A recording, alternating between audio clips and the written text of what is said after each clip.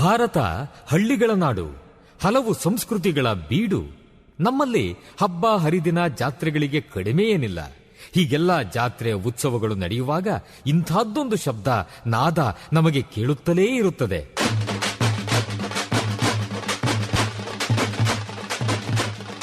ಒಮ್ಮೊಮ್ಮೆ ಹೊಸ ಉತ್ಸಾಹ ಬಡಿದೆಬ್ಬಿಸುವ ನಾದ ವೈಭವ. ಇದು ತಮಟೆಯ ಸದ್ದು, ಡೊಳ್ಳಿನ ಸದ್ದು. ಇವು ಮೇಳೈಸಿದಾಗ ಒಮ್ಮೆಲೆ ಒಗ್ಗೂಡುತ್ತವೆ ನಮ್ಮ ಮೈಮನಗಳು. ಇದು ಗ್ರಾಮೀಣ ಸಂಸ್ಕೃತಿ. ಇಲ್ಲಿ ಇಲ್ಲ ಯಾವುದೇ ಇತಿಮಿತಿ. ಕಾಲುಗಳು ಕುಣಿಯುತ್ತವೆ, ಹೃದಯ ಸಂಭ್ರಮಿಸುತ್ತದೆ. ಕರ್ನಾಟಕದ ವೈಶಿಷ್ಟ್ಯ ನಿಮ್ಮ ಸಮುದಾಯ ರೇಡಿಯೋನಲ್ಲಿ. Radio active 90.4 megahertz. ಕೇಳಿ ರೇಡಿಯೋ ಆಕ್ಟಿವ್, ಆಗಿ ಆಕ್ಟಿವ್. Active active. ಬಿತ್ತುವ ಅನುಭವ, ದೇವಿಗೆ ಅನುಭವ, ನಿಮ್ಮಿ ಅನುಭವ, ಬದುಕಿನ ಅನುಭವ.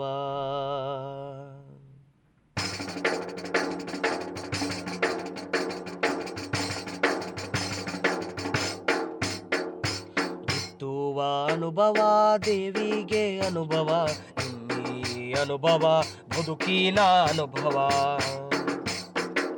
ಬಿತ್ತುವ ಅನುಭವ, ದೇವಿಗೆ ಅನುಭವ, ನಿಮ್ಮಿ ಅನುಭವ, ಬದುಕಿನ ಅನುಭವ. ವಯೋಸಹಜ ಮುಪ್ಪಿಗೊಂದು ಸವೆಸ ಬಂದ ಹಾದಿಯ ನೆನಪಿಗೊಂದು ದೇಹವೆಂಬ ನರನಾಡಿ ಎಲುಬುಗಳ ಮತ್ತಕ್ಕೊಂದು ಎದೆಯ ಒಳಗೆ ಅರಿವಿಗೊಂದು ಜೀವ ನೀಡುವ ಚೈತನ್ಯ ಜ್ಞಾನ ವಿಜ್ಞಾನದ ಬೆಳಕು. ಬಿತ್ತುವ ಅನುಭವ, ದೇವಿಗೆ ಅನುಭವ, ನಿಮ್ಮಿ ಅನುಭವ, ದೇವಿಗೆ ಅನುಭವ. ನಿಮ್ಮಂತ ರಂಗದ ಕದ ತೆಗೆದು ಬನ್ನಿ, ಮುಪ್ಪಿನ ಬದುಕಿಗೆ ಚೈತನ್ಯ ತುಂಬುವ. ಮುಪ್ಪಿನ ಆರೋಗ್ಯ ಆರೈಕೆ ವಿಜ್ಞಾನ, ದೇವಿಗೆ ಅನುಭವ, ನಿಮ್ಮಿ ಅನುಭವ. ಬಿತ್ತುವ ಅನುಭವ, ದೇವಿಗೆ ಅನುಭವ, ನಿಮ್ಮಿ ಅನುಭವ, ಬದುಕಿನ ಅನುಭವ, ನಿಮ್ಮಿ ಅನುಭವ, ಬದುಕಿನ ಅನುಭವ, ನಿಮ್ಮಿ ಅನುಭವ, ಬದುಕಿನ ಅನುಭವ.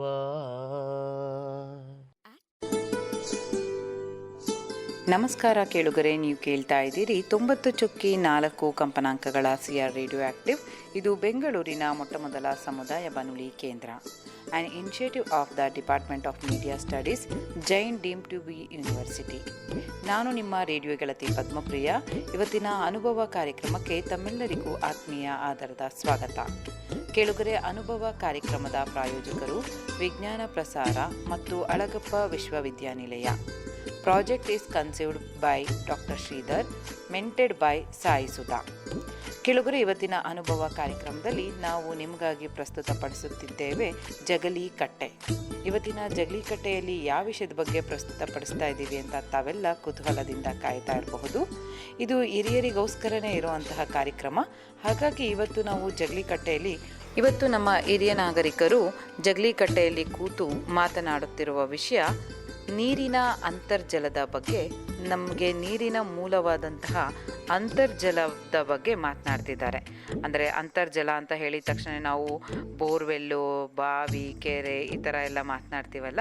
ಹಾಗೆ ಇವತ್ತು ಈ ಬಾವಿಗಳು, ಅಂತರ್ಜಲದ ಮಟ್ಟ ಬಾವಿಗಳಲ್ಲಿ ಎಷ್ಟರ ಮಟ್ಟಿಗಿರುತ್ತೆ ಮತ್ತು ಆ ಅಂತರ್ಜಲದ ನೀರು ನಮಗೆ ಸಿಗಬೇಕು ಅಂದರೆ ಏನೆಲ್ಲ ಮಾಡಬೇಕು, ಈ ಥರ ಇವತ್ತು ಜಗಲಿ ಕಟ್ಟೆಯಲ್ಲಿ ಮಾತನಾಡ್ತಿದ್ದಾರೆ. ಹಾಗೆ ಜಗಲಿ ಕಟ್ಟೆಯಲ್ಲಿ ಈ ಒಂದು ಕಾರ್ಯಕ್ರಮದಲ್ಲಿ ಈ ಬಾವಿಗಳ ಪ್ರಾಮುಖ್ಯತೆ ಬಗ್ಗೆ ಮಾತನಾಡೋದಕ್ಕೆ ನಮ್ಮ ಜೊತೆ ಒಬ್ಬರು ವಿಶೇಷ ವ್ಯಕ್ತಿ ಇದ್ದಾರೆ, ರಾಮಕೃಷ್ಣ ಅವರು. ಇವರು ಸುಮಾರು ವರ್ಷದಿಂದ ನೀರಿನ ಒಂದು ಅಮೂಲ್ಯವಾದಂತಹ ಒಂದು ಮೂಲವಾದಂತಹ ಬಾವಿಗಳನ್ನು ತೋಡುವಂತಹ ಕೆಲಸ ಮಾಡ್ತಿದ್ದಾರೆ. ಅವರು ಸಹ ಇವತ್ತು ಈ ನೀರಿನ ಪ್ರಾಮುಖ್ಯತೆ ಬಗ್ಗೆ ಇವತ್ತಿನ ನಮ್ಮ ಜಗಲಿ ಕಟ್ಟೆಯಲ್ಲಿ ಮಾತನಾಡ್ತಿದ್ದಾರೆ. ಬನ್ನಿ, ಹಾಗಾದರೆ ಇನ್ಯಾಕೆ ಸಮಯನ ಹಾಳು ಮಾಡೋದು, ನಮ್ಮ ಜಗಲಿ ಕಟ್ಟೆ ಕಾರ್ಯಕ್ರಮ ಕೇಳುವಂತಹ ಸಮಯ ಆಗಿದೆ. ಕೇಳಿ ಬರೋಣ.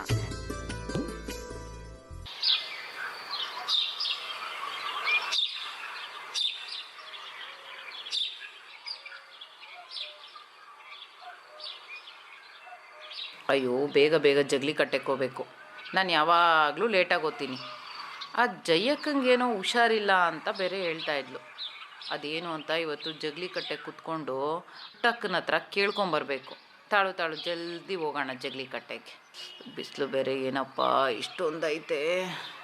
ಓ, ಯಾರು ಇದ್ದಂಗೆ ಇಲ್ಲ ಇವತ್ತು ಜಗಲಿ ಕಟ್ಟೆಗ. ಒಂದು ಸ್ವಲ್ಪ ಹೊತ್ತು ಕುತ್ಕೊಂಡು ಕಾಯೋಣ, ಯಾರಾನ ಬರ್ತಾರೆ. ಓ, ಏನ್ ಪದ್ಮಕ್ಕ ಊರಿಗೆ ಮುಂಚೆನೆ ಬಂದ್ ಕುತ್ಕೊಂಡ್ಬಿಟ್ಟಿದ್ಯ ಇವತ್ತು? ಆಹಾ, ಏನು ಪುಟ್ಟಕ್ಕ ಇಷ್ಟು ಲೇಟಾಗ ಬರೋದು ಜಗಲಿ ಕಟ್ಟೆಗ ನೀನು? ಏನು ಕೆಲಸ ಮಾಡ್ತಿದ್ದೆ ಇಷ್ಟು ಲೇಟಾಗಿ ಬರ್ತಿದೀಯಾ? ಅಯ್ಯೋ, ಏನ್ ಮಾಡ್ಲಕ್ಕ, ನನ್ ಮೊಮ್ಮಗಳು ಬಂದ್ಬಿಟ್ಟಿದ್ಲು. ನನ್ ಮೊಮ್ಮಗಳಿಗೊಂದ್ ಮಗ ಆಗೈತ್ ಕಣಕ್ಕ. ಆ ಮಗ ಜೊತೆ ಆಟ ಆಡ್ಕೊಂಡ್ ಕುತ್ಕೊಂಡ್ಬಿಟ್ಟಿದ್ದೆ ಕಣಕ್ಕ. ನೋಡು, ಕರ್ಕೊಂಡು ಬಂದ್ಬಿಟ್ಟಿದೀನಿ. ಎಳೆ ಮಗ, 6 ತಿಂಗಳು ಮಗನೇ ಕರ್ಕೊಂಡ್ ಬಂದ್ಬಿಟ್ಟಿದೀನಿ. ಏನು ಇಂಥ ಚಿಕ್ಕ ಮಗನ್ ಕರ್ಕೊಂಡು ಜಗಲಿ ಕಟ್ಟೆಗೆ ಬರೋದಾ? ಈ ಬಿಸಿಲು ನೋಡಿದ್ರೆ ಇಷ್ಟೊಂದೈತೆ. ಮಗುನ್ ಮನೆಗೆ ಬಿಟ್ಬಿಟ್ಟು ಬರೋದಲ್ಲ ನೀನು? ಅದೇನೋ ಬ್ಯೂಟಿ ಪಾರ್ಲರ್ ಏನೋ ಅಂತ ಹೇಳ್ತಿದ್ಲು ಕಣಕ್ಕ. ಅಲ್ಲಿಗೆ ಹೋಯ್ತೀನಿ, ಅಜ್ಜಿ ಹಿಡ್ಕೊಳಜ್ಜಿ ನನ್ ಮಗನ್ನ ಅಂತ ಬಿಟ್ಕೊಳ್ತದ್ಲು ಕಣಕ್ಕ. ಮನೆಗೆ ಅಜ್ಜಿರಿದ್ರೆ ಈ ಅಮ್ಮನವ್ರಕ ಬೇರೆ ನೋವಿಲ್ಲ, ಎಲ್ಲ ನಮ್ಮ ಮೇಲೆ ಹಾಕ್ಬಿಟ್ಟು ಓದ್ತಾ ಇರ್ತಾರೆ ಅಜ್ಜಿರವ್ರಲ್ಲ ಅಂತ. ಬಾ ಬಾ ಬಾ ಹೋಗ್ಲಿ ಬಾ. ಆಗೈತಲ್ಲ ನಮ್ ಜಯಕ್ಕಂಗೆ. ನನಗೂ ಕೇಳಿ ತುಂಬ ಬೇಜಾರಾಯಿತು ಪುಟ್ಟಕ್ಕ. ಜಯಕ್ಕ ಎಷ್ಟು ಗೆಲುವೆ ಆಗಿರ್ತಿದ್ಲು, ಆ ಅಮ್ಮಂಗೇನೋ ಹುಷಾರಿಲ್ಲದೆ ಆಗ್ಬಿಟ್ಟೈತಂತೆ. ಇನ್ನು ನಮ್ಮ ಜಗಲಿ ಕಟ್ಟೆಕ್ಕ ವಿಮ್ಲಕ್ಕನು ರಾಮಕ್ಕನು ಎಲ್ಲ ಬರಬೇಕಿತ್ತಲ್ಲ, ಎಲ್ಲೋದ್ರು? ಇನ್ನೂ ಬಂದೇ ಇಲ್ಲೇ? ಅಯ್ಯೋ, ಈ ಮಗ ಬೇರೆ ಹೇಳ್ತೈತಲ್ಲ ಕಣಕ್ಕ, ಅವ್ರ ಅಮ್ಮ ಎಲ್ಲೋಟೈತೋ. ಅಯ್ಯೋ, ನೋಡ್ಕೊ ಒಂಚೂರ ಮಗನ. ಬಂದವಿ, ಬಂದೆ. ನೀವ್ ಮಾತಾಡೋದು ಅಲ್ಲಿ ಕೇಳಿಸ್ತಾ ಇತ್ತು, ನಿಮ್ ಮಗ ಅಳೋದು ಅಷ್ಟು ದೂರ ಕೇಳಿಸ್ತಾ ಇತ್ತು. ಅನ್ಕೊಂತಾ ಇದ್ದೆ ನೀವೆಲ್ಲ ಅನ್ಕೊಂತಾ ಇರ್ತೀರ ಬರ್ಲೇ ಇಲ್ಲ ರಾಮಕ್ಕ ಅಂತ. ಇನ್ನೇನು ರಾಮಕ್ಕೋ, ಇಷ್ಟು ಲೇಟ್ ಮಾಡಿಬಿಟ್ರೆ ಹೆಂಗೆ ರಾಮಕ್ಕ? ನಾನು ಹೊಸಿ ಬೇಗ ಬೇರೆ ಹೋಗ್ಬೇಕು ಜಗಲಿ ಕಟ್ಟೆಯಿಂದ. ಆ ವಿಮಲಾಕ್ಕನ್ ಬೇರೆ ನೋಡು ಇನ್ನೂ ಬಂದಿಲ್ಲ. ಹೋಗ್ಲಿ ಬನ್ನಿರಿ, ನಾವು ಮಾತಾಡೋಣ. ವಿಮಲಾಕ್ಕನ್ ಬೇಕಾದ್ರೆ ಆಮೇಲೆ ಬರ್ತಾಳೆ, ಎಲ್ಲ ಹೇಳೋಣ ವಿಮಲಾಕ್ಕನ್ಕ. ಹುಸಿ ತಡವಾಗೋಯ್ತಮ್ಮಿ, ಬಂದೆ. ನಮ್ಮಮ್ಮ ನೋಡಿ ಬಂದೆ. ಈ ವಯಸ್ಸಿನಾಗ ಓಡ್ ಬಂದ್ರೆ ಐತಕ್ಕತೆ, ಹಿಂಗೆಲ್ಲ ಬೀಳ್ತೀನಿ ಅನ್ಕೊಂಡೆ. ಏನ್ ಸಮಾಚಾರ ಇವತ್ತು? ಅಯ್ಯೋ, ಏನು ಸಮಾಚಾರ ಅಂತ ಹೇಳಕ್ಕ, ನಮ್ಮ ಆ ಯಜಮಾನ್ರವನ ಅಲ್ಲ, ಆ ಯಜಮಾನ್ರು ತಂಗಿನ ಬೆಂಗಳೂರಿಗೆ ಕೊಟ್ಟಿದ್ದೀವಿ. ಅಲ್ಲಿ ನೋಡಿದ್ರೆ ಏನೋ ಈ ಬೇಸಿಗೆ ಬತ್ತೈತೆ ಅಂತ ನೀರೇ ಇಲ್ಲಂತಕ್ಕ ಅವ್ರ ಮನೆಗ. 2 ದಿವಸ ಆದ್ರೂ ನೀರು ಸಿಗ್ತಾ ಇಲ್ಲಂತೆ. ಅದನ್ನೇ ಮಾತಾಡೋಣ ಅಂದ್ಕೊಂಡೆ. ಯಾಕೆ ಈ ಬೆಂಗಳೂರಾಗ ನೀರಿಗಿಂತ ಗತಿ ಬಂದ್ಬಿಡ್ತು? ಅಷ್ಟೇ ಅಲ್ಲ, ಬೆಂಗಳೂರಾಗೂ ಅಲ್ಲೇ ಅಷ್ಟೇ ಅಲ್ಲಕ್ಕ, ಇತ್ತೀಚೆಗೆ ನಮ್ಮ ಹಳ್ಳಿಗಳಿಗೂ ನೀರಿಲ್ಲ ಅಂತ ಹೇಳ್ಬೋದು. ಅಯ್ಯೋ, ಯಾಕೆ ಹೇಳ್ಚ ಕಣಕ್ಕ, ಈ ನೀರಿಂದೇ ಒಂದ್ ದೊಡ್ಡ ಸಮಸ್ಯೆ ಆಗ್ಬಿಟ್ಟೈತ್ ಕಣಕ್ಕೋ. ಎಲ್ ನೋಡ್ರು ನೀರಿಲ್ಲ ಅಂತಾರಲ್ಲಕ್ಕ. ಅಲ್ಲಕ್ಕ, ನಮ್ಮ ಅವ್ವ ಹೇಳ್ತಿದ್ಲು, ನಾನು ನೋಡಿದ್ದೀನಿ ನಮ್ಮ ಹಳ್ಳಿಗಳಾಗ ಕೆರೆ, ಕುಂಟೆ, ಬಾವಿ ಎಲ್ಲಂದ್ರಲ್ಲಿ ನೀರು ಸಿಕ್ತಿತ್ತು. ಯಾರು ಬೋರ್ವೆಲ್ ಹಾಕ್ಸಿದ್ರು ನೀರು ಸಿಕ್ತಿತ್ತು. ಇತ್ತೀಚೆಗೆ ಬರೀ ನಗರ ಪ್ರದೇಶದಲ್ಲೇ ಅಲ್ಲಕ್ಕ, ನಮ್ಮ ಹಳ್ಳಿಗಳಿಗೂ ಈ ನೀರಿಗಿಷ್ಟು ಬರ ಬಂದ್ಬಿಟ್ಟೈತಲ್ಲ. ಏನು ಮಾಡೋದಂತ ಇದಕ್ಕೆ? ಯಾಕೆ ಹಿಂಗೆ ಆತೈತೆ ಅಂತ ನಮ್ಗೆ ಸ್ವಲ್ಪ ಗೊತ್ತಾಗಬೇಕಲ್ಲ. ಯಾರನ್ನ ಕೇಳಿದ್ರೆ ಗೊತ್ತಾಗುತ್ತಕ್ಕ ಇದ್ರ ಬಗ್ಗೆ? ಅಯ್ಯೋ, ನನಗೂ ಗೊತ್ತು ಸ್ವಲ್ಪ, ಆದರೆ ರಾಮಕ್ಕಂಗೆ ಇದ್ರ ಬಗ್ಗೆ ಜಾಸ್ತಿ ಗೊತ್ತೈತೆ. ಒಂದು ಸ್ವಲ್ಪ ಇರು, ರಾಮಕ್ಕನ್ನ ಮಾತಾಡ್ಸೋಣ. ನಿಜ, ನೀವ್ ಹೇಳಿದ್ದು 100% ಸತ್ಯ. ಈಗ ನಡೀತಾ ಇರೋದೇ ಹಂಗೆ. ಇನ್ನ ಬೇಸಿಗೆ ಕಾಲ ಬೇರೆ ಬರ್ತಾ ಇದೆ. ಇಲ್ಲೇ ಬಿಸಿಲು ತಡಿಯಕ್ಕಿಲ್ಲ. ಇನ್ನ ಅಷ್ಟೋ ನೀರಿರೋ ಬಾವಿಗಳು ಎಲ್ಲೂ ಬದುಕೊಂತಾವೆ. ಹಳ್ಳಿಗಳಲ್ಲೂ ಇದೇ ಪರಿಸ್ಥಿತಿ. ಬೆಂಗಳೂರಂತಹ ಸಿಟಿನಾಗ ಕೂಡ ಅದೇ ಪರಿಸ್ಥಿತಿನಂತೆ. ನಾನು ಕೇಳಿದೆ, ನೀರಿಗೆ ಇನ್ನೇನು ಶುರುವಾಗತ್ತೆ, ಆ ಟ್ರಕ್ಗಳು ಓಡಾಡೋದ್ ಜಾಸ್ತಿ, ದುಡ್ಡು ಜಾಸ್ತಿ ಕೊಡ್ಬೇಕು. ನಮ್ಮಂತ ಮಧ್ಯವರ್ಗದವರು ಅಷ್ಟೇ ದುಡ್ಡು ಕೊಟ್ಟು ನೀರೆಲ್ಲ ಹೊಡ್ಸ್ಕೊಳೋದ್ ಹೇಳ್ರಿ. ಅಲ್ಲಕ್ಕ, ಇವಾಗ ಮಳೆಗಾಲದಾಗ ನೀರು ಇರ್ತೈತೆ, ಬೇಸಿಗೆಗೆ ನೀರಿರಲ್ಲ ಅಂದರೆ ಅದಕ್ಕೆ ನಾವು ಏನು ವ್ಯವಸ್ಥೆ ಮಾಡ್ಕೊಬೇಕಾಗ್ತೈತೆ? ಇವಾಗ ಬಾವಿ ಐತೆ ಅಂತ ಇಟ್ಕೊಳ್ಳಿ, ಬಾವಿ ಮಳೆಗಾಲದಾಗ ತುಂಬ್ತೈತೆ, ಬೇಸಿಗೆಗೆ ಹಿಂಗೆ ಓತೈತೆ. ಅದು ಬೇಸಿಗೆ ಕಾಲದಾಗೂ ನೀರು ಇರಬೇಕು ಅಂದರೆ ಏನು ಮಾಡ್ಬೇಕಾಗ್ತೈತೆ ರಾಮಕ್ಕ? ನೋಡು, ನಾನು ಮೊನ್ನೆ ಹೋಗಿದ್ನಲ್ಲ ಒಂದ್ ಕಡೆ, ಅಲ್ಲಿ ಬಸ್ನಾಗ ಹೋಗುವಾಗ ಒಬ್ಬ ಆಯಪ್ಪ ಬಂದಿದ್ನು. ಆ ಅಪ್ಪ ಹೇಳ್ತಾ ಇದ್ನು, ಆತನ ಕೆಲಸನೇ 20 ವರ್ಷದಿಂದ ಆತ ಬೋರ್ವೆಲ್ಗಳು ಅಗಿಯೋ ಕೆಲ್ಸ ಆತಂದು. ಅವ್ರ ತಾತ, ಅವ್ರ ಅಪ್ಪ, ಅವ್ರ ಅಪ್ಪನ ಜೊತೆ ಈತನೂ ಹೋಗ್ತಾ ಇದ್ನಂತ. ಆತ ಹೇಳ್ಕೊಂಡ್ ಬರ್ತಾ ಇದ್ದ, ಮೊದ್ಲು ವಾರಕ್ಕೆ 2 ಬಾವಿ ಅಗಿಯೋರಂತೆ, ಈಗ 6 ತಿಂಗಳಿಗೊಂದು ಬಾವಿ ಅಗಿತಾರಂತೆ. ಅಂದ್ರೆ 6 ತಿಂಗಳಿಗೆ ಅಗಿಯೋ ಬಾವಿನ ನೋಡ್ಕೊ, ಲೆಕ್ಕ ಹಾಕೊಳ್ರಿ ಎಷ್ಟ್ ಮಾತ್ರ ಪರಿಸ್ಥಿತಿ ಆಗೈತೆ ಅಂತ. ಇವಾಗ ಆತ ಹೇಳ್ತಾ ಇದ್ದ, ಮೊದ್ಲು ಒಂದು ಬೀದಿನಲ್ಲಿ ಒಂದು ಬಾವಿ ಇರೋದು, ಈಗ ಮನೆಗೂ ಬೋರ್ವೆಲ್ಗಳು ಹಾಕ್ಬಿಟ್ಟವ್ರೆ. ಯಾರಿಗ್ ನೀರ್ ಸಿಗತ್ತೆ? ಪಕ್ಕದಲ್ಲೇ ಬೋರ್ವೆಲ್ಗಳು ಹಾಕೊಂಡೋದ್ರಿ ಯಾರಿಗೂ ನೀರ್ ಅದಕ್ಕೆಲ್ಲ ಬತ್ತೋಗ್ತಾವ. ಆ ಇರೋ ಬರೋ ಬಾವಿಗಳನ್ನ ಕೆಲವ್ರು ಕಾಪಾಡ್ಕೊಂಡವ್ರಂತೆ. ಹೆಂಗೆ ಅಂದ್ರೆ, ನೀವ್ ಅಂದೆ ಅಲ್ಲ, ಮಳೆಗಾಲದಲ್ಲಿ ನೀರ್ ಇರತ್ತೆ, ಇನ್ನ ಸೆಕೆ ಕಾಲಕ್ಕೆ ಒಣಗೋಗತ್ತೆ. ಮತ್ತೆ ಇನ್ನ ಚೆನ್ನಾಗಿರೋ ಮನೆಗಳಲ್ಲಿ ಆ ನೀರನ್ನ ಬರೀ ಪೂಜೆಗೆ ಅಂತ ಅದಕ್ಕೆ ಮುಖ್ಯವಾದ ಒಂದು ಇವಕ್ಕೆ ಮಾತ್ರ ಉಪಯೋಗಿಸ್ಕೊಂಡು ಕಾವೇರಿ ನೀರ್ನ ಆ ತರಾನು ಉಳಿಸ್ತಾವ್ರಂತೆ. ಮತ್ತೆ ಮಳೆಗಾಲದಲ್ಲಿ ಬರೋ ಮುಖ್ಯವಾಗಿ ಯಾರೇ ಮಾಡ್ಬೇಕಾರು, ಹಳ್ಳಿನಲ್ಲಿ ಆಗ್ಲಿ ಇಲ್ಲ ಡಿಲ್ಲಿನಲ್ಲಾಗ್ಲಿ, ಮಳೆ ನೀರ್ನ ವೇಸ್ಟ್ ಮಾಡಬಾರ್ದು. ಇದನ್ನ ಆತ 100ಕ್ಕೆ 100 ಒತ್ತಿ ಹೇಳ್ದ. ಮಳೆ ನೀರ್ನ ನೀವು ಹಳ್ಳಿನಲ್ಲಿ ವೇಸ್ಟ್ ಮಾಡ್ಬೇಡ್ರಿ, ನಿಮ್ಮ ಮನೆ ಮೇಲೆ ಬೀಳತ್ತಲ್ಲ ನೀರ್ನ, ಅದನ್ನ ಕರ್ಕೊಂಡ್ ಬಂದು ನಿಮ್ಮ ಬಾವಿ ಇದೆಯಲ್ಲ, ಆ ಬಾವಿ ಪೂರ್ತಿ ಬತ್ತೋಗಿದ್ರೆ ಮಳೆಗಾಲದಲ್ಲಿ ಆ ಬಾವಿ ಪಕ್ಕದಲ್ಲೇ ಒಂದಷ್ಟು ಗುಂಡಿ ಅಗದು ಆ ಮನೆ ಮೇಲ್ ಬೀಳೋ ನೀರನ್ನ ಆ ಗುಂಡಿಗೆ ಸೇರೋ ತರ ಮಾಡಿದ್ರೆ ಕೆಳಗಡೆ ಇರೋ ನೀರು ರೀಚಾರ್ಜ್ ಆಗತ್ತಂತೆ.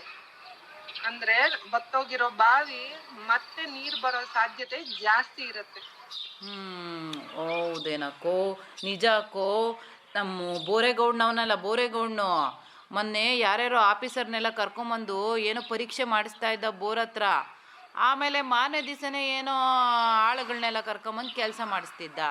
ಏನು ಬೋರೇಗೌಡ ಏನು ಮಾಡಿಸ್ತಿದ್ದೀಯಾ ಅಂದರೆ, ಅವ್ನು ನೀನು ಹೇಳ್ದ, ನೋಡಕ್ಕ ಬೋರ್ ಹಾಕ್ಸಿದ್ದೆ, ಬೋರಾಗಿ ಇವಾಗ ನೀರೇ ಇಲ್ಲ, ಅದಕ್ಕೆ ಆಫೀಸರ್ನ ಕರ್ಕೊಂಬಂದಿದ್ದೆ. ಆಫೀಸರ್ ಹೇಳಿದ್ರು, ನೋಡು ನೀನು ಹೊಲ್ದಾಗ ಬಿಡೋ ನೀರೆಲ್ಲ ಈ ಬೋರ್ವೆಲ್ಲಲ್ಲಿ ಹಿಂಗಿದ್ರೆ ಆವಾಗ ನೀನು ಬೋರ್ವೆಲ್ ನಿಂತೋಗಲ್ಲ, ಫಸ್ಟು ಬೋರ್ವೆಲ್ ಒಳಕ್ಕೆ ನೀರು ಹೋಗ್ಬೇಕು, ಆಮೇಲೆ ನಿಂಗೆ ಮೇಲಕ್ಕೆ ನೀರು ಬರ್ತೈತೆ ಅಂತ ಹೇಳ್ದ. ನಂಗೆ ಅರ್ಥ ಆಗಂಗೆ ಇಷ್ಟೊಂದೆಲ್ಲ ಇದೆ ಅಂತ ನಂಗೆ ಗೊತ್ತಿಲ್ಲಕ್ಕೋ. ಬಾವಿಯಾಗ ನೀರು ಬರ್ಬೇಕಂದ್ರೂ ಬಾವಿಗೆ ನೀರು ಹೋಗ್ಬೇಕು, ಬೋರ್ವೆಲ್ಲಾಗ ನೀರು ಬರ್ಬೇಕಂದ್ರು ಬೋರ್ವೆಲ್ಲಕ್ಕೆ ನೀರು ಹೋಗ್ಬೇಕು ಅಂತ ಅರ್ಥ ಆಯ್ತು ನೋಡಿ ಇವಾಗ ನಂಕ.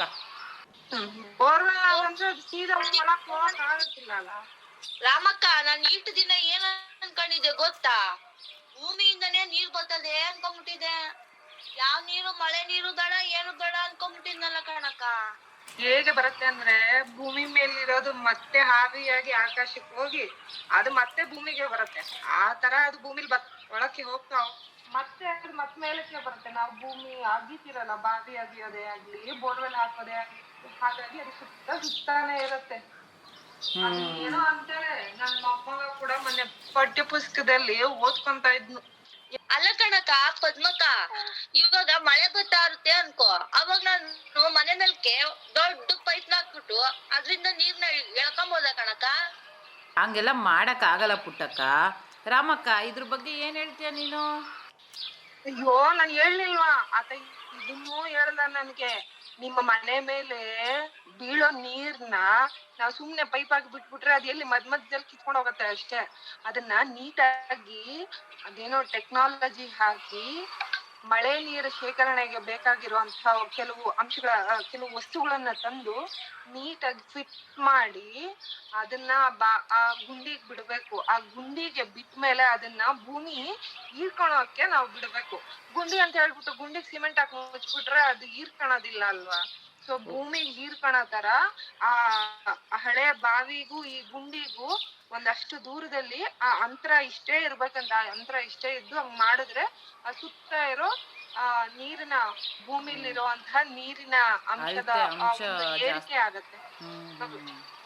ಅಯ್ಯೋ ರಾಮಕ್ಕ, ನಾವಿವಾಗ ಇದ್ರ ಬಗ್ಗೆ ಮಾತಾಡ್ತಿದ್ದಂಗೆ ಇಲ್ಲಿ ನಮ್ಮ ರೇಡಿಯೋದಾಗ ಯಾರೋ ಒಬ್ರು ಇದ್ರ ಬಗ್ಗೆ ತಿಳಿಸ್ಕೊಡ್ತಾವ್ರೆ.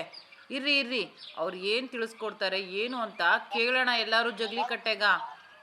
ಹೌದು ಪದ್ಮಕ್ಕ, ಒಳ್ಳೆ ಕೆಲ್ಸ ಮಾಡ್ದೆ. ಆವಾಗಿಂದ ಈ ರೇಡಿಯೋನ್ ಏನ್ ಮಾಡ್ತಾ ಇದೀಯ ಅನ್ಕೊಂತಾ ಇದ್ದೆ. ಆ ಕಡೆ ತಿರುಗಿಸ್ತಾ ಇದ್ಯಾ, ಈ ಕಡೆ ತಿರುಗಿಸ್ತಾ ಇದ್ಯಾ, ಕೊನೆಗೆ ಏನೋ ಬಂತಲ್ಲ, ಕೇಳೋಣ ಹಾಕು, ನಾವು ತಿಳ್ಕೋಣ. ಕೇಳ್ಬಿಡೋಣ ಇರ್ರಿ. ಬಿಡ್ಬೋದು. ಅದಕ್ಕೊಂದು ಫಿಲ್ಟ್ರ್ ಬರುತ್ತೆ. ಫಿಲ್ಟ್ರ್ ಹಾಕ್ಬಿಟ್ಟು ಮೇಲೆ ಈಗ ಟೆರೆಸ್ ಮೇಲೆ ಬರೋ ನೀರೆಲ್ಲ ಬಾವಿಗೆ ಬಿಡ್ಬೇಕಂದ್ರೆ ಒಂದು ಫಿಲ್ಟ್ರ್ ಬರುತ್ತೆ. ಆ ಫಿಲ್ಟ್ರ್ ಹಾಕ್ಬಿಟ್ಟು ಬಾವಿಗೆ ಬಿಡ್ಬೋದು. ಹಂಗೆ ಬಾವಿಗೆ ಬಿಡೋದು ಬೇಡ ಅಂದ್ರೆ ಪಕ್ಕದಲ್ಲೇ ಒಂದು 10 ಅಡಿಯಿಂದ 15 ಅಡಿ ಆಳ ಮಾಡಿಬಿಟ್ಟು ರಿಂಗ್ ಹಾಕಿ ಅದ್ರಿಗೆ ಭೂಮಿನಲ್ಲಿ ಹಿಂಗೋದು ಥರ ಬಿಟ್ರೆ ಬಾವಿಗೆ ಎಂಥ ನೀರಿಲ್ದೇ ಇರೋ ಬಾವಿನಲ್ಲೂ ಈಗ ಒಂದು ಫುಲ್ಲು ಬಾವಿನೇ ಬತ್ತೋಗೈತೆ, ನೀರಿರಲ್ಲ. 1-2 ವರ್ಷ ಮಳೆ ಬೀಳಿ ಅದೇ ಥರ ಆ ಥರ ಬಾವಿ ಮೇಲೆ ಟೆರೆಸ್ ನೀರೆಲ್ಲ ನಾವು ರೀಚಾರ್ಜ್ ಮಾಡೋ ಥರ ಬಿಟ್ಟರೆ ಬಾವಿ ಆಟೋಮೆಟಿಕ್ಕಾಗಿ ಬರುತ್ತೆ. ಎಲ್ಲರೂ ಮಾಡೋದ್ರಿಂದ ಎಲ್ಲ ಮನೆಗಳಲ್ಲೂ ಸಿಗುತ್ತೆ. ಆ ಥರ ಚೆನ್ನಾಗೈತೆ ಅಂತ ಹೇಳ್ಬಿಟ್ರೆ ಕುಡಿಬೋದು. ಆ ಥರ ಏನಾದರೂ ಡೌಟ್ ಬಂದರೆ, ಕುಡಿಯೋಕ್ಕಾಗಲ್ಲ ಅಂತ ಬಂದರೆ ಬೇರೆ ಬಟ್ಟೆ ತೊಳೆಯೋದಕ್ಕೆ, ಪಾತ್ರೆ ತೊಳೆಯೋದಕ್ಕೆ, ಸ್ನಾನ ಮಾಡೋದಕ್ಕೆ, ಗಾರ್ಡನ್ಗೆ, ಕಾರ್ ತೊಳೆಯೋದಕ್ಕೆ ಎಲ್ಲದಕ್ಕೂ ಯೂಸ್. ಈಗ ಅದು ಬಾವಿ ನೀರು ಯೂಸ್ ಮಾಡೋದ್ರಿಂದ ಕಾವೇರಿ ನೀರು ಎಷ್ಟೊಂದು ನೀರು ಸೇವ್ ಮಾಡ್ಬೋದು ನಾವು. ಆ ಥರ ಒಂದು 1000 ಮನೆಯಲ್ಲಿ ಒಂದು 500 ಮನೆ ಯೂಸ್ ಮಾಡಿದ್ರು, ಇನ್ನೊಂದು 500 ಮನೆಗೆ ಕಾವೇರಿ ನೀರು ಇಲ್ಲದೆ ಇರೋರು ಈಗ ಅಪ್ಪಲ್ಲಿರುತ್ತೆ, ಅವ್ರಿಗೆ ಬಾವಿಗೂ ನೀರಿರಲ್ಲ, ಬೋರು ಇರೋಲ್ಲ, ಅಂಥವ್ರಿಗೆ ಸಿಗುತ್ತೆ. ಇರೋರು ಯೂಸ್ ಮಾಡ್ಕೊಬೇಕು. ಈಗ ನಿಮ್ಗೆ ಆ ಥರ ಏನಾದರೂ ಡೌಟ್ ಇದ್ದರೆ ನಾವು ಬಾವಿ ತೆಗಿಯೋವಾಗಲೇ ಆ ನೀರು ಹಿಡ್ಕೊಂತೀವಿ, ಒಂದು ಬಾಟ್ಲಲ್ಲಿ ಹಿಡ್ಕೊಂಡು ನಿಮ್ಗೆ ಅದು ಚೆಕಿಂಗ್ ಕೊಟ್ಟರೆ ಇದು ಕುಡಿಯೋದಕ್ಕೆ ಯೋಗ್ಯತೆ ಇದೆಯಾ ಇಲ್ಲೋ ಅಂತ ಹೇಳ್ಬಿಟ್ಟು ಅವ್ರು ಚೆಕ್ ಮಾಡಿಕೊಟ್ರೆ ಕುಡಿಬೋದು. ಇದರಲ್ಲಿ ಯಾವುದೇ ಥರ ಕೆಮಿಕಲ್ ಏನಿಲ್ಲ. ಬಾವಿ ಕ್ಲೀನ್ ಮಾಡಿದ್ಮೇಲೆ ಸುಣ್ಣ, ಕಲ್ಲು ಸುಣ್ಣ ಮತ್ತು ಪೊಟ್ಯಾಷಿಯಂ ಪರ್ಮನೆಂಟು, ಸ್ಫಟಿಕ, ಆಲಮ್ ಅಂತ ಬರುತ್ತೆ. ಇದು 3 ಹಾಕ್ಬೋದು. ಕೆಂಪಾಗಿರುತ್ತಲ್ಲ ಅದೆಲ್ಲ ತಿಳಿ ನೀರು ಬರುತ್ತೆ, ಕ್ಲೀನ್ ಆಗಿರುತ್ತೆ. ಈಗ ಕೆಲಸ ಇದು ಕಡಿಮೆ ಮೇಡಮ್. ಮೊದಲಿಗಿಂತ ನಾವು ಡೈಲಿ ಒಂದು 15 ವರ್ಷದ ಹಿಂದೆ ಒಂದು ವಾರಕ್ಕೆ 1-2 ಬಾವಿ ಆದ್ರೂ ಮಾಡ್ತಾ ಇದ್ವು. 15 ವರ್ಷದ ಹಿಂದೆ. ಇವಾಗ ವರ್ಷಕ್ಕೆ ಒಂದು 6 ತಿಂಗಳಿಗೋ ಬಾವಿ. ಹೌದಾ? ತುಂಬಾ ಕಡಿಮೆ. ಈಗ ರೈನ್ ವಾಟರ್ ಹಾರ್ವೆಸ್ಟಿಂಗ್ ಮಾಡ್ತಾರೆ. ಬಾವಿ ಬಿಟ್ಟು ಬೋರ್ ಇದ್ರೆ ಅದಕ್ಕೆ ರೀಚಾರ್ಜ್ ರೈನ್ ವಾಟರ್ ಹಾರ್ವೆಸ್ಟಿಂಗ್ ಮಾಡ್ತಾರೆ. ಬಾವಿಗಳು ತುಂಬಾ ಕಡಿಮೆ ಆಗ್ಬಿಟ್ಟಿದೆ. ಇರೋ ಬಾವಿನೂ ಬಳಸ್ತಾ ಇಲ್ಲ. ಅವರು ನೀರು ಸ್ವಲ್ಪ ಸ್ಮೆಲ್ ಬರೋದು, ಡ್ರೈನೇಜ್ ಏನಾದರೂ ಇದು ಆಗಿದ್ರೆ ಆ ಥರ ಎಲ್ಲ ಬರುತ್ತೆ ಅಂತ ಹೇಳ್ಬಿಟ್ಟು ಹಿಂದೇಟ್ ಹಾಕ್ತಾರೆ. ಕೆಲವರು ಗೊತ್ತಿರೋದು ಅದು ಕ್ಲೀನ್ ಮಾಡ್ಕೊಂಡು ತುಂಬ ವರ್ಷದಿಂದ, ಒಂದು 3-4 ವರ್ಷದಿಂದ ಹಂಗೆ ಬಿಟ್ಟಿರ್ತಾರೆ. ಇಂಥ ಬೇಸಿಗೆ ಕಾಲ ಬಂದರೆ ಕಾವೇರಿ ನೀರು ಯಾವಾಗ ಕಡಿಮೆ ಆಗಿ ಬರುತ್ತೋ ಇಂಥ ಬೇಸಿಗೆ ಟೈಮಲ್ಲಿ ಎಲ್ಲರೂ ಕಂಪಲ್ಸರಿ ಒಂದು ವರ್ಷಕ್ಕೆ ನಾವು ಒಂದೊಂದು ವರ್ಷಕ್ಕೆ ಒಂದ್ಸತಿ ಹೋಗಿ ಕ್ಲೀನ್ ಮಾಡ್ಕೊಂಡು ಬರ್ತೀವಿ. ಅವರು ನಂಬರ್ ಕೊಟ್ಟಿರ್ತೀವಿ, ಅವರು ಇಂಥ ಬೇಸಿಗೆ ಕಾಲದಲ್ಲಿ ನಮಗೆ ಕರೆ ಮಾಡ್ತಾರೆ. ಆವಾಗ ಹೋಗಿ ವರ್ಷಕ್ಕೊಂದ್ಸತಿ ಕ್ಲೀನ್ ಮಾಡ್ಕೊಂಡು ಬರ್ತೀವಿ. ಓಕೆ, ಯಾವಾಗಲೂ ಬಾವಿನ ನೀವೇ ಕ್ಲೀನ್ ಮಾಡೋದು? ಬಾವಿ ತೆಗಿಯೋದು, ಕ್ಲೀನಿಂಗ್ ಮಾಡೋದು. ಇನ್ನೂ ಸ್ವಲ್ಪ ಆಳ ಕಡಿಮೆ ಇದ್ದರೆ, ನಿಲ್ಸಾರಿಲ್ಲ ಅಂದರೆ ಇಂಥ ಬೇಸಿಗೆ ಕಾಲದಲ್ಲಿ ತೆಗಿಬೇಕಂದ್ರೆ ಒಂದು 20 ಅಡಿ ಬಾವಿ ತೆಗಿಬೇಕಂದ್ರೆ ಒಂದು 35ರಿಂದ 40-45 ಸಾವಿರ ಗಂಟ ಖರ್ಚು ಬರುತ್ತೆ ಒಂದೊಂದು ಏರಿಯಾದಲ್ಲಿ. ಈಗ ಒಂದರಲ್ಲಿ 15 ಅಡಿಗೆ ಶಿವಾಜಿನಗರ ಆ ಕಡೆ ಆದರೆ ಒಂದು 15 ಅಡಿಗೆ ಆಗ್ಬಿಡುತ್ತೆ. ಬೇರೆ ಕಡೆ ಒಂದೊಂದು ಏರಿಯಾದಲ್ಲಿ ಜಾಸ್ತಿ ಇರುತ್ತೆ. ಈಗ 30 ಅಡಿ ಹೋಗ್ಬೇಕು, 35 ಅಡಿ ಹೋಗ್ಬೇಕಾಗುತ್ತೆ. ನಾವು ಜಾಸ್ತಿ ಮಾಡ್ದಂಗೆ ಸ್ವಲ್ಪ ಖರ್ಚು ಜಾಸ್ತಿ. ಹೌದು, ಬಾವಿ ತೆಗೆಯುವಾಗ ಕೆಲವೊಂದು ಮಣ್ಣಿನಲ್ಲಿ ಡಿಪೆಂಡ್ ಬರುತ್ತೆ. ನಾವು ಬಾವಿ ತೆಗೆಯುವಾಗ ಗಟ್ಟಿ ಮಣ್ಣಾದ್ರೆ ಸೈಡು ತಡೆಗೋಡೆ ಇರುತ್ತಲ್ಲ, ಸೈಡಲ್ಲಿರೋ ಮಣ್ಣು ಅದು ಬೀಳಲ್ಲ. ಸ್ವಲ್ಪ ಸಾಫ್ಟ್ ಆಗಿದ್ರೆ ಅದು ಒಂದು 5-6 ಥರ ಐತೆ ಮಣ್ಣು. ನಾವು ಬಾವಿ ಇಂಥ ಮಣ್ಣಲ್ಲಿ ಇಷ್ಟು ಇಳಿಸ್ಬೋದು, ಇದರಲ್ಲಿ ಜಾಸ್ತಿ ಇಳಿಸೋಕ್ಕಾಗಲ್ಲ. ಇದು ಗಟ್ಟಿ ಇರುತ್ತೆ, ನಾವು ಕೆಲಸದಲ್ಲಿ ಒಳಗಡೆ ಸೇಫ್ಟಿಯಾಗಿ ಕೆಲಸ ಮಾಡ್ಬೋದು ಅಂತ ನಮ್ಗೆ ಗೊತ್ತಾಗುತ್ತೆ. ಒಂದೊಂದು ಮಣ್ಣು ಕುಸಿದು ಬಿಡುತ್ತೆ. ಅಂಥ ಜಾಗದಲ್ಲಿ ಏನು ಮಾಡ್ತೀವಿ ಅಂದರೆ ರಿಂಗ್ ಬಿಟ್ಕೊಂಡು, ಬಳೆಗಳು, ಸಿಮೆಂಟ್ ರಿಂಗು ಅದು ಬಿಟ್ಕೊಂಡು ಕೆಲಸ ಮಾಡ್ತೀವಿ. ಒಂದೊಂದು ಗಟ್ಟಿ ಮಣ್ಣು ನಮ್ಗೆ ರಿಂಗೇ ಬಿಡೋದು ಬೇಡ, ಅಷ್ಟೊಂದು ಗಟ್ಟಿ ಇರುತ್ತೆ. ಈಗ ಪೂರ್ವ ಕಾಲದಿಂದ, ಮೊದಲ ಕಾಲದಿಂದ ಬಾವಿ ನೀರೇ ಒಳ್ಳೆ ನೀರು, ಕುಡಿಯೋದಕ್ಕಾಗ್ಲಿ ಎಲ್ಲದಕ್ಕೂ ಒಳ್ಳೆ ನೀರು. ಈಗ ಬೋರ್ ನೀರು ತಗೊಂಡ್ರೆ ನಾವು 1000-1200 ಅಡಿ ಅಷ್ಟೊಂದು ಕೆಳಗಡೆ ಹೋಗೋ ನೀರು. ಈಗ ಕ್ಲೋರೈಡ್ ಅದಂತ ಅದೆಲ್ಲ ನೀರು ಕುಡಿಯೋಕೆ ಯೋಗ್ಯತೆ ಇಲ್ಲ ಅಂತ ಹೇಳ್ಬಿಟ್ಟು ಇದು ಕೊಡ್ತಾರೆ. ಬಾವಿ ಶುದ್ಧವಾದ ನೀರು. ಇನ್ನೊಂದು ಏನಂದ್ರೆ ಈ ಡ್ರೈನೇಜ್ ಏನಾದರೂ ಲೀಕೇಜ್ ಬರುತ್ತೆ ಅಂತ ಜನರಿಗೆ ಅದು ಸ್ವಲ್ಪ ಹಿಂದೇಟ್ ಹಾಕ್ತಾರೆ. ಓಕೆ ಓಕೆ ಅಂದ್ರೆ ಅದು ಬಿಟ್ಟು ಬಾವಿನಲ್ಲಿ ಯಾವುದೇ ಥರ ನೀರು ತೊಂದರೆ ಬರಲ್ಲ. ಒಳ್ಳೇದೇ. ಅವ್ರು ಹಿಂದೇಟ್ ಹಾಕೋದು ಅದಕ್ಕೋಸ್ಕರ. ಈಗ 1000 ಅಡಿ ಬೋರ್ ತೆಗೆದ್ರೂ ನೀರು ಸಿಗೋದು ಕಷ್ಟ. ಅಂಥದ್ರಲ್ಲಿ 20 ಅಡಿ 30 ಅಡಿ ನೀರು ಎಲ್ಲಿ ಬರುತ್ತೆ ಅಂತ ಕೆಲವ್ರಿಗೆ ಆದ್ದರಿಂದ ಗೊತ್ತಿರೋರು ಗೊತ್ತು, ಬಾವಿಗಳ ತೆಗೆಸಿರೋರು ನೋಡಿರೋರು ಅವ್ರಿಗೆಲ್ಲ ಗೊತ್ತಾಗುತ್ತೆ. ಈ ಕೆಲವ್ರು ಗೊತ್ತಿಲ್ಲದೆ ಇರೋರು ಈ ಕಾಲದಲ್ಲಿ ಬಾವಿ ಅಂದರೆ ಎಲ್ಲಿರುತ್ತೆ, ಬೆಂಗಳೂರಲ್ಲಿ ಹಳ್ಳಿ ಕಡೆ ಇರುತ್ತೆ. ಬೆಂಗಳೂರಲ್ಲಿ ಇರೋದಕ್ಕೆ ಜಾಗ ಇರೋಲ್ಲ. ಸಂಪಲ್ಲಾದರೆ ಇಷ್ಟೊಂದು ಒಂದು 5000 ಲೀಟ್ರ್ ಇರುತ್ತೆ, ಅದು ನೀರು ಹೇಳ್ಕೊಳ್ಳುತ್ತೆ, ಅದು ಖಾಲಿ ಆಗ್ಬಿಡುತ್ತೆ. ಇದು ಬಾವಿ ಹಂಗಲ್ಲ, ನಾವು ಎಷ್ಟು ನೀರು ತೆಗಿತೀವೋ ಅಷ್ಟು ನೀರು ಬಂದು ಸೇರ್ತಾ ಇರುತ್ತೆ. ಈಗ ಒಂದು ನದಿಯಲ್ಲಿ ನೀರು ಹರಿತಾ ಇದ್ರೆ ನಾವು ನೀರು ಮೋಟ್ರ್ ಪಂಪ್ ಸೆಟ್ಟಲ್ಲಿ ನಾವು ಎಳಿತಾ ಇದ್ದಂಗೆ ಅದು ನೀರು ಬರ್ತಾ ಇರುತ್ತೆ. ಇದು ಅಷ್ಟೇ, ಬಾವಿನಲ್ಲಿ ಜಲ ಸುತ್ತು ಎಲ್ಲ ಕಡೆಯಿಂದ ನೀರು ಬರುತ್ತೆ. ಅಪ್ಪಲ್ಲಿರುತ್ತೆ, ಅಲ್ಲಿ ಸ್ವಲ್ಪ ಜಾಸ್ತಿ ಡೀಪ್ ಹೋಗ್ಬೇಕಾಗುತ್ತೆ. ಮತ್ತೆ ಒಂದು ಕೆರೆ ಪಕ್ಕದಲ್ಲಿ ಅಥವಾ ಮೊದಲು ನೀರು ಹರಿತಾ ಇರೋ ಕಾಲುವೆಗಳಿರುತ್ತೆ, ಅಂಥ ಏರಿಯಾದಲ್ಲೆಲ್ಲ 10 ಅಡಿ 8 ಅಡಿಗೆಲ್ಲ ಬರುತ್ತೆ. ಇವಾಗ ಶಿವಾಜಿನಗರ ಏರಿಯಾದಲ್ಲಿ ಆದರೆ 8 ಅಡಿ 6 ಅಡಿಗೆಲ್ಲ ಬರುತ್ತೆ.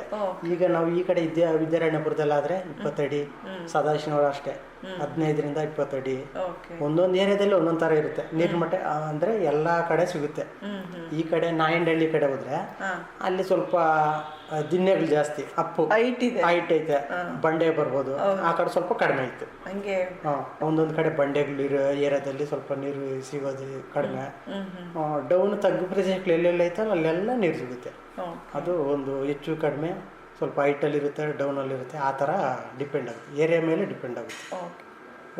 ನಮ್ಗೆ ಸುಮಾರು ಒಂದು 30 ಅಡಿ ಬಾವಿ ತೆಗಿಬೇಕಂದ್ರೆ ಒಂದು 5ರಿಂದ 6 ಜನ, ಒಂದು 2 ದಿನ ಅಥವಾ 3 ದಿನ, 2ರಿಂದ 3 ದಿನದಲ್ಲಿ 30 ಅಡಿ ಬಾವಿ ತೆಗೆದು ಅದಕ್ಕೆ ಬಳೆ ಬಿಟ್ಟು ಸೈಡಲ್ಲೆಲ್ಲ ಜಲ್ಲಿ ಹಾಕಿ ಎಲ್ಲ 3 ದಿನಕ್ಕೆಲ್ಲ ಕೆಲಸ ರೆಡಿ ಮಾಡಿ. ಅಯ್ಯೋ ನೋಡ್ದೇನಕ್ಕ, ಪುಟ್ಟಕ್ಕ ರಾಮಕ್ಕ ಎಷ್ಟು ಚೆನ್ನಾಗಿ ಅಪ್ಪ ತಿಳಿಸ್ಕೊಟ್ಟ ನಮ್ಗೆ.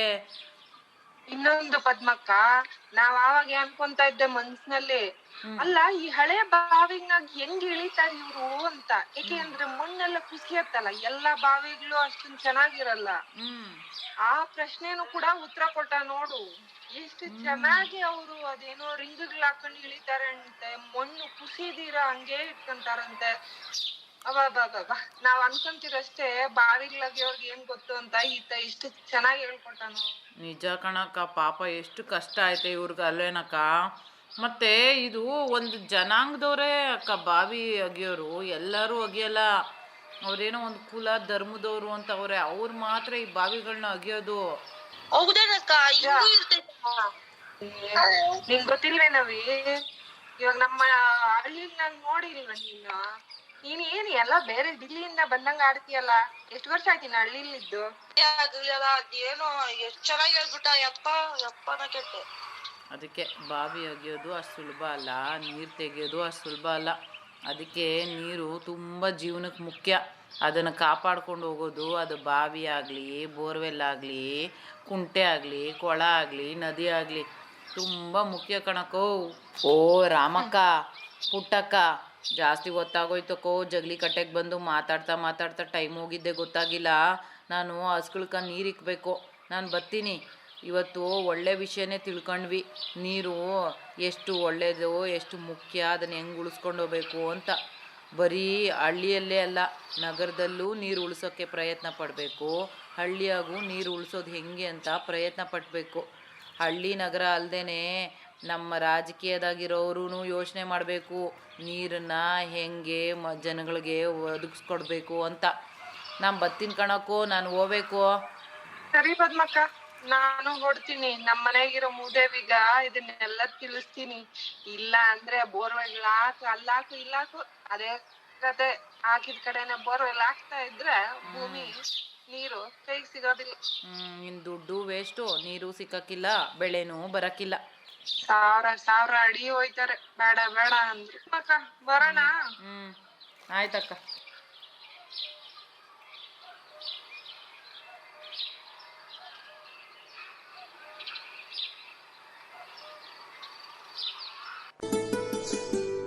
ಕೇಳುಗರೆ ಕೇಳಿದ್ರಲ್ಲ, ಇವತ್ತಿನ ನಮ್ಮ ಜಗಲೀಕಟ್ಟೆಯಲ್ಲಿ ನಾವು ಮುಖ್ಯವಾಗಿ ನೀರಿನ ಮೂಲವಾದಂತಹ ಅಂತರ್ಜಲದ ನೀರಿನ ಬಗ್ಗೆ ಮಾತನಾಡಿದ್ವಿ. ಅದರಲ್ಲೂ ಮುಖ್ಯವಾಗಿ ಈ ಒಂದು ಬಾವಿಗಳ ಪ್ರಾಮುಖ್ಯತೆ ಬಗ್ಗೆ ಇವತ್ತಿನ ಜಗಲೀಕಟ್ಟೆಯಲ್ಲಿ ನಮ್ಮ ಹಿರಿಯ ನಾಗರಿಕರು ಮಾತನಾಡಿದ್ರು. ಖಂಡಿತ ಈ ಕಾರ್ಯಕ್ರಮ ತಮ್ಮೆಲ್ಲರಿಗೂ ಇಷ್ಟ ಆಗಿದೆ ಅಂತ ನಾನು ಭಾವಿಸ್ತಾ ಇವತ್ತಿನ ಅನುಭವ ಕಾರ್ಯಕ್ರಮನ ಇಲ್ಲಿಗೆ ಮುಕ್ತಾಯಗೊಳಿಸ್ತಾ ಇದ್ದೀನಿ. ಕಾರ್ಯಕ್ರಮ ಮುಗಿಸೋದಕ್ಕೂ ಮುಂಚೆ ನಮ್ಮ ಕಾರ್ಯಕ್ರಮದ ಬಗ್ಗೆ ನಿಮ್ಮ ಅನಿಸಿಕೆ ಅಭಿಪ್ರಾಯಗಳಿದ್ದಲ್ಲಿ ನಮಗೆ ತಿಳಿಸಬಹುದು. ನಮ್ಮ ಮೇಲ್ ID radioactive 90.4 mszcr@gmail.com. ಹಾಗೂ ಈ ಒಂದು ಕಾರ್ಯಕ್ರಮನ ರೇಡಿಯೋದಲ್ಲಿ ಕೇಳಲು ಮಿಸ್ ಆಗಿದ್ದಲ್ಲಿ ನೀವು ನಮ್ಮ ವೆಬ್ಸೈಟ್ ಆದಂತಹ iRadio ವೆಬ್ಸೈಟ್ಗೆ ಹೋಗಿ ನಮ್ಮ ಕಾರ್ಯಕ್ರಮನ ಕೇಳ್ಬೋದು ಅಂತ ಹೇಳ್ತಾ ಇವತ್ತಿನ ಕಾರ್ಯಕ್ರಮನ ಇಲ್ಲಿಗೆ ಮುಕ್ತಾಯಗೊಳಿಸ್ತಾ ಇದ್ದೀನಿ. ನಾನು ನಿಮ್ಮ ರೇಡಿಯೋ ಗೆಳತಿ ಪದ್ಮಪ್ರಿಯ. ಮುಂದಿನ ಕಾರ್ಯಕ್ರಮದೊಂದಿಗೆ ನಿಮ್ಮ ಜೊತೆ ಇರ್ತೀನಿ ಅಂತ ಹೇಳ್ತಾ ಧನ್ಯವಾದಗಳು.